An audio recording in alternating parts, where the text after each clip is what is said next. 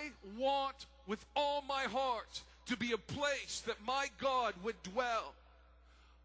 Truly, I'm wanting to enlarge the bullseye on my life ever so much. I want encounters with God that will transform me. I want to commune with my God. I want to be walking down the road and have mysteries drop into my heart.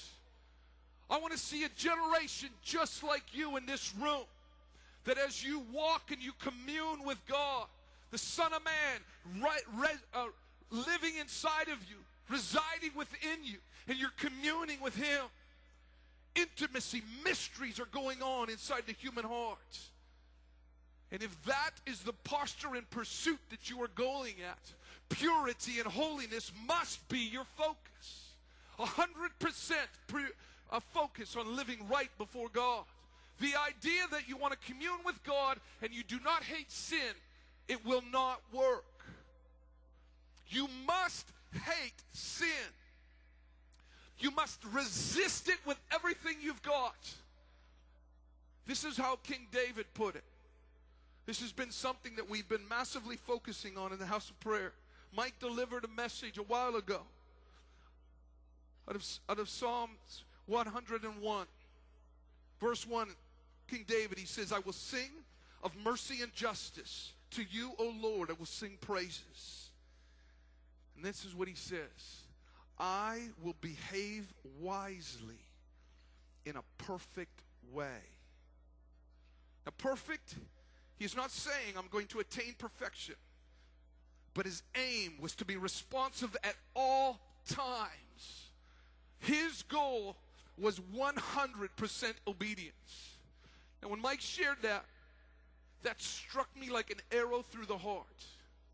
King David, he says, my goal is to behave in 100% obedience. I am living a life where the heart's content and the pursuit of my life, I take and consider regularly. Simple compromises can no longer exist within my pursuit. For my focus is to live 100% in obedience before the Lord.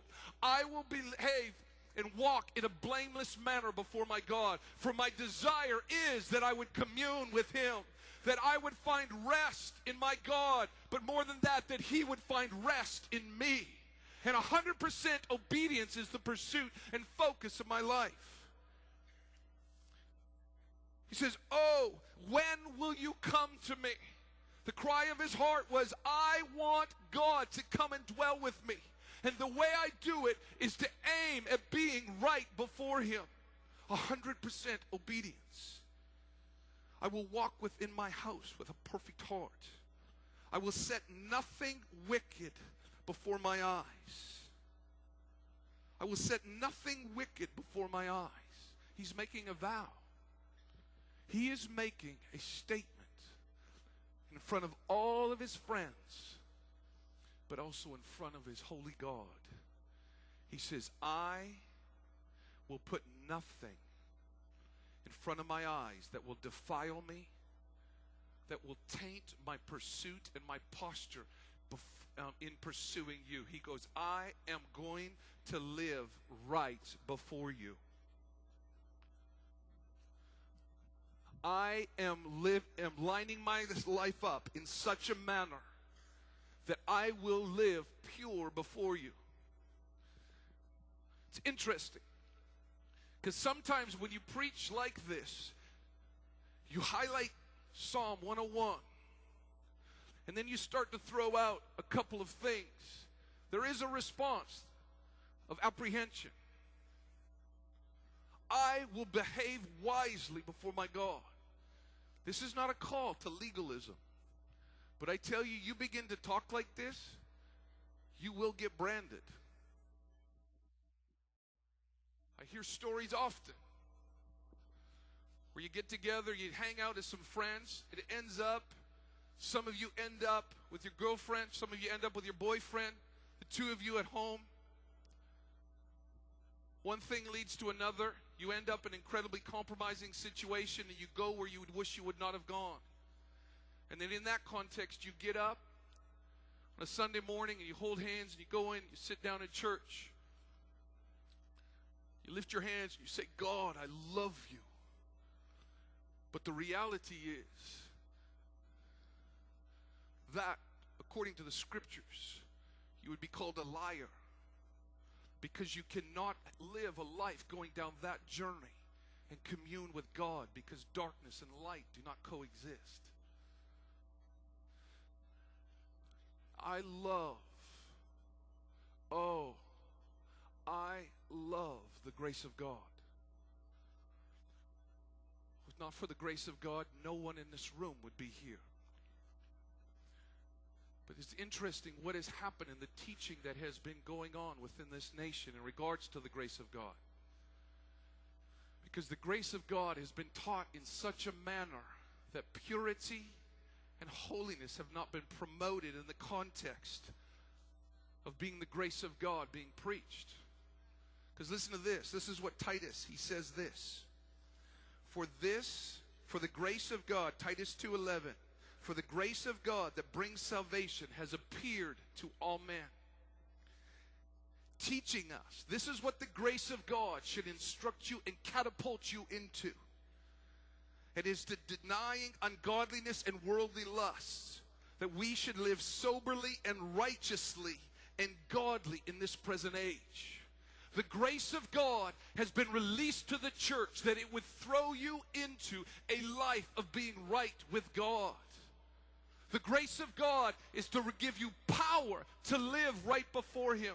It is not to give you a message that would ease you into compromising situations. The grace of God is to bolster you, give you power to live 100% obedience before your God. That's what Titus says. It is to catapult you into a right lifestyle that would enlarge the target on your life, that He would come and dwell with you.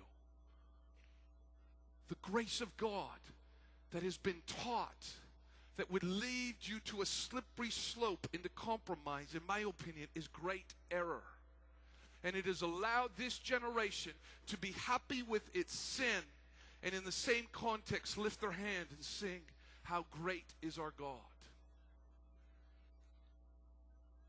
I'm telling you, the days of Noah are coming again, where perversion will know no end. Darkness will be at every corner. And if you living in this generation right now do not make a choice like David to live 100% with obedience as your greatest cry, as the target of your life, I'm telling you, the pull of darkness is going to derail you, and great will be your destruction. Sermon on the Mount, that's what it says. Those who do not take heart to live this lifestyle, the Beatitudes being fleshed out in your life, it says great will be your fall. I tell you, I want to experience power through the grace of God that would embolden me to live pure and right before God. And it is my desire that you in this room would feel the conviction of a holy God. I want to feel the conviction of a holy God. I'm preaching to the choir tonight because I want to talk with God on a regular basis. And my prayer is that everyone that has come into this room tonight, those that are watching on God TV, that you would have a heart that is set on 100% obedience before the Lord.